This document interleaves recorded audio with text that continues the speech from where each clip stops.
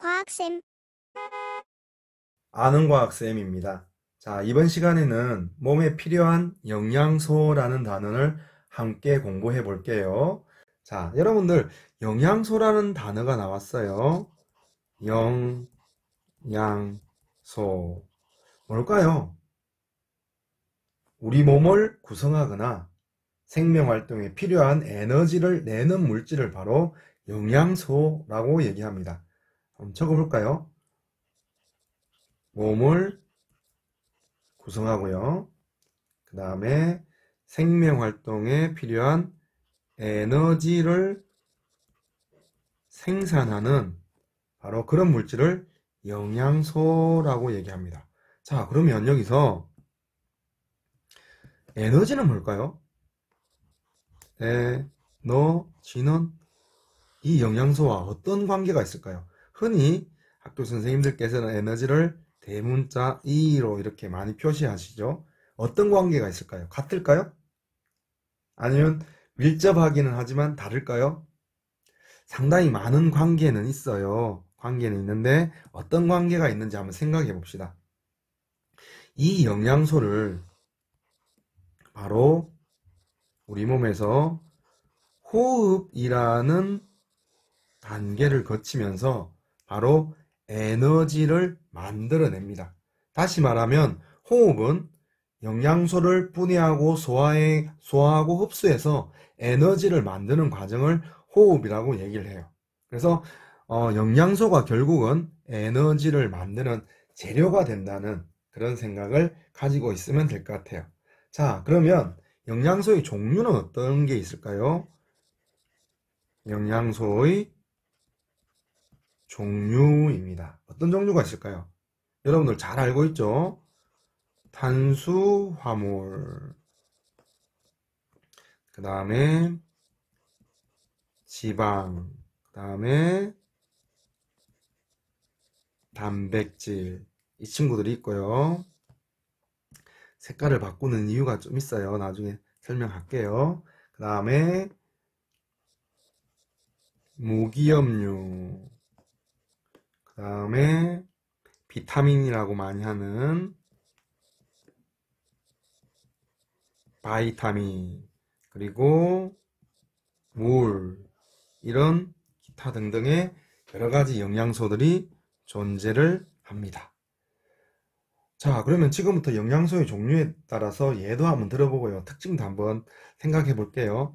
탄수화물은 여러분들이 흔히 알고 있는 곡류, 곡식 종류들, 뭐 쌀로 만든 것들, 또 밀로 만든 것들, 밀가루 이런 것들이 있겠죠. 그래서 밥이나 국수, 빵 이런 것들이 모두 다 탄수화물 종류가 될 것 같아요. 스파게티 면 이런 것들 마찬가지겠죠. 그리고 고구마, 감자 이런 것들이 대표적으로 탄수화물이 대표적인 것들이고, 하나 더 알아둬야 될 것들은 당류들이에요.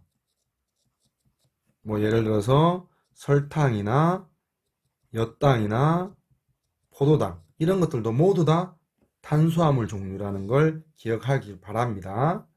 다음, 지방은 여러분들 너무나도 잘 알고 있죠. 기름 종류들요. 기름 종류들, 콩기름, 들기름, 포도씨유, 뭐 올리브유, 해바라기 씨유 있죠. 그리고 참기름, 들기름 했나요? 모르겠어요. 이런 것들이 모두 다 지방이고, 삼겹살에 하얗게 되어 있는 것도 지방이고, 차돌박이에 하얗게 박혀 있는 것도 또 지방이에요. 맞죠?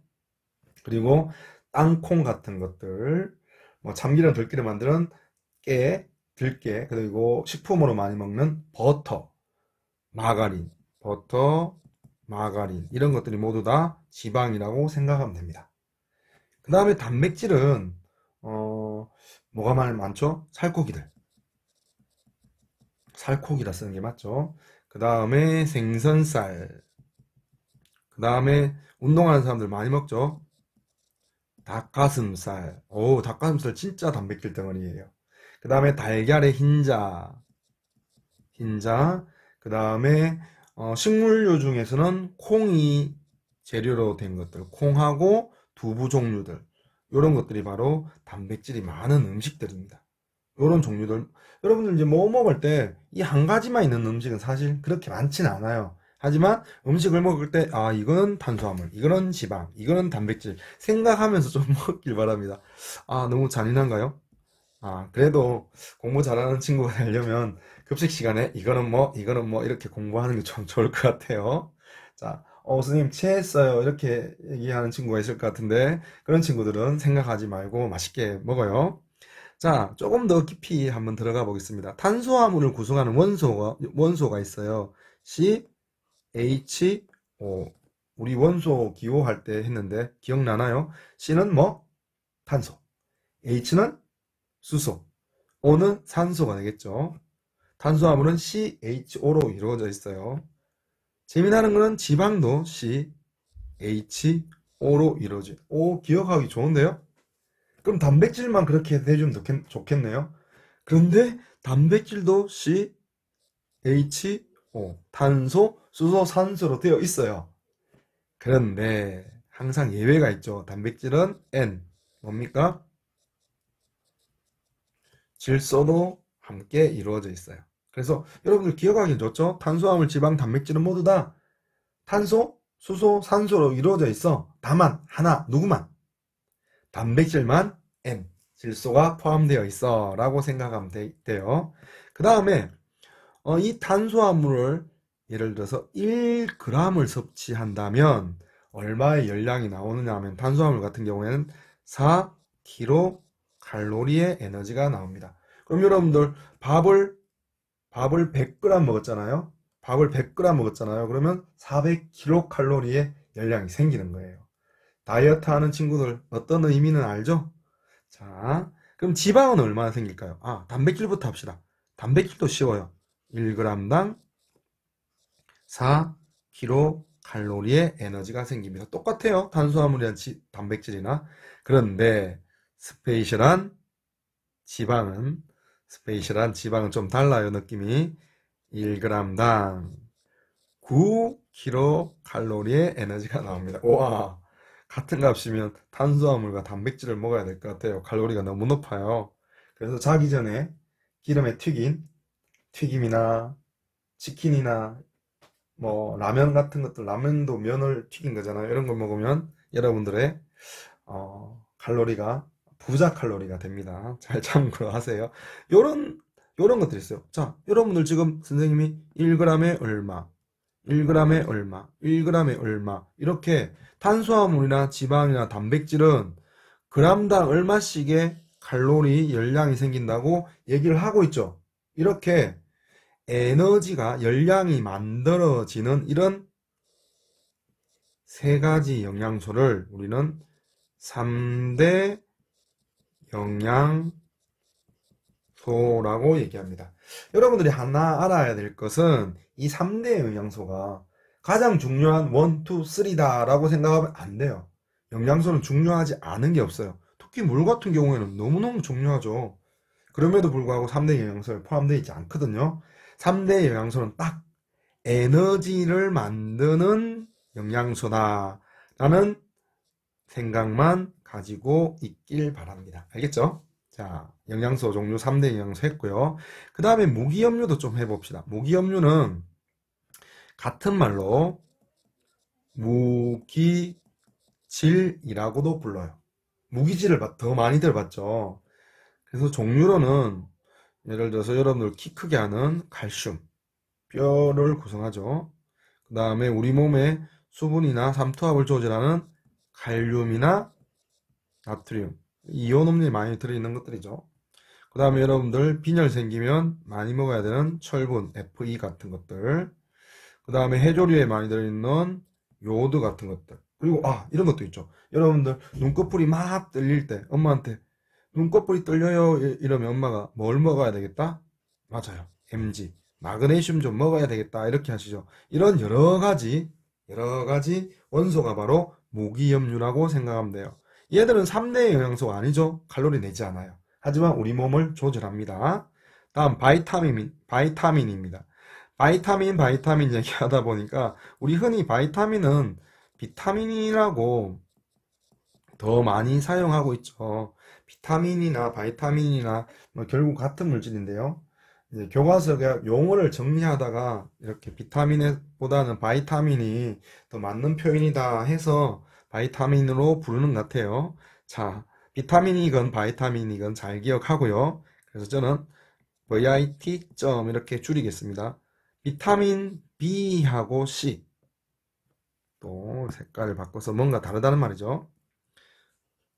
비타민 A, D, E, K가 있어요. 자, 이렇게 왜 색깔을 다르게 했냐면 비타민 B와 C는 수용성 비타민이에요. 수용성이라는 말은 물 숫자고 용은 녹는다는 뜻이에요. 성은 성질이고 수용성 하면 무슨 뜻이죠? 물에 잘 녹는, 물하고 친한 비타민이라는 뜻입니다. 그래서 얘네들은 너무 과하게 먹었을 때는 다시 오줌으로 다 배출돼서 물에 녹아서 나와요. 그래서 수용성 비타민 B, C라고 생각하면 됩니다. 우리가 흔히 많이 먹는 비타민들이죠. 과도하게 먹어도 몸 밖으로 오줌에 녹아서 이렇게 나와요. 그 다음에 비타민 A, D, E, K는 얘들은 예상했겠지만 지용성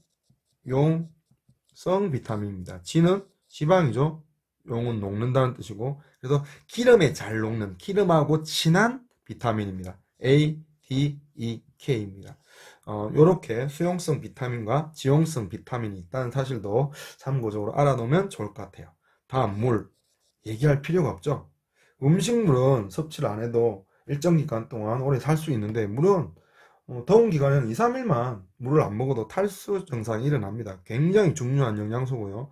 우리 몸을 구성하죠. 대부분이 물이라고 70% 이상 훨씬 더 넘는 퍼센트가 물로 차지하고 있습니다. 그리고 우리 몸의 물이 혈액이나 또는 여러 가지 몸속에 있는 액체들로 구성되어 있는데 그런 것들이 우리 몸의 여러 가지 물질들을 이동을 시킵니다.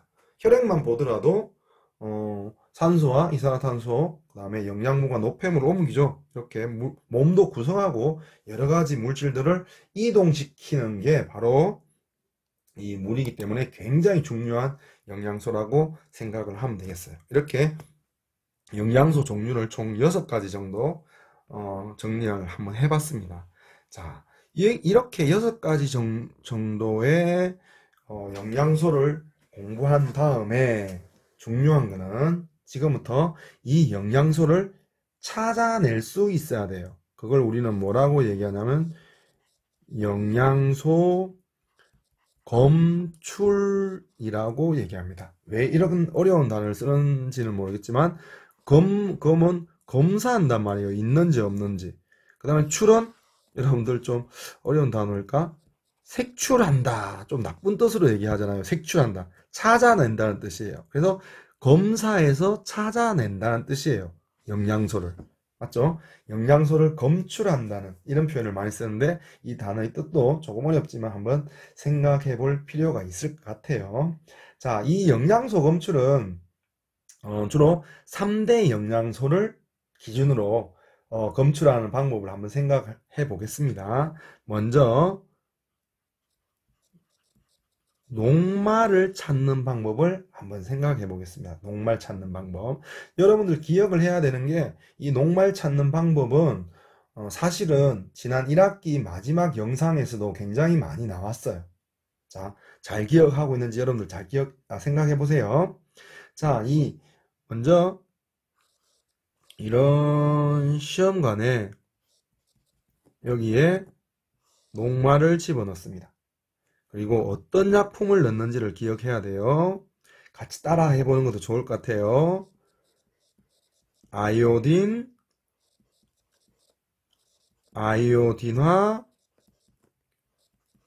칼륨용액입니다. 아이오딘화, 칼륨용액.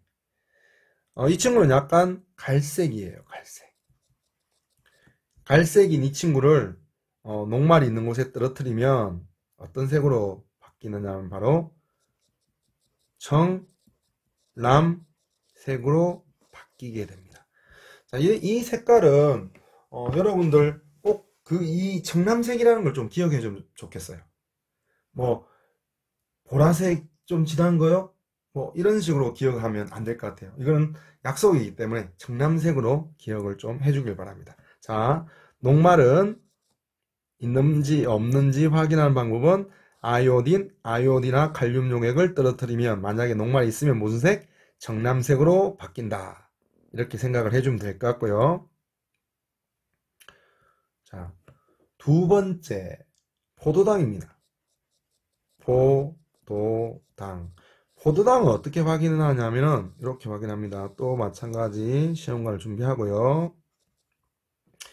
이 포도당을 아래쪽에 넣습니다. 요번에는 어떤 약품을 넣느냐 하면은 따라해보세요. 베네딕트 용액입니다. 베네딕트 용액이에요.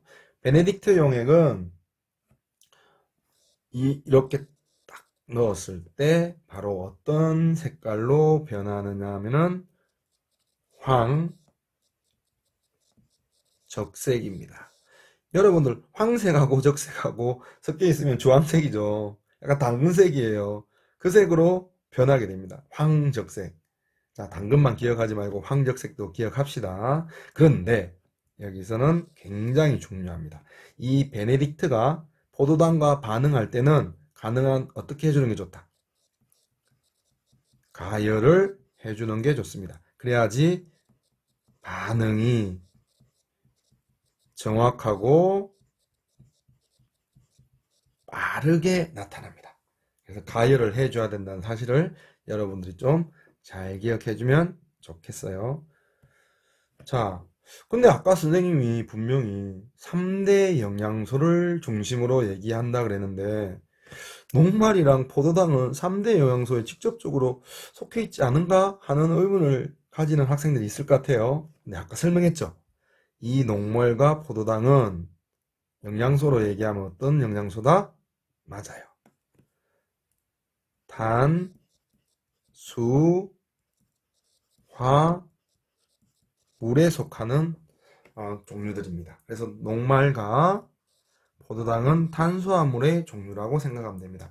여기서 포도당은 한 가지 팁을 더 알려주면 이렇게 포도당만 확인하는 게 아니에요. 이 베네딕트 용액은 당 성분을 다 확인합니다.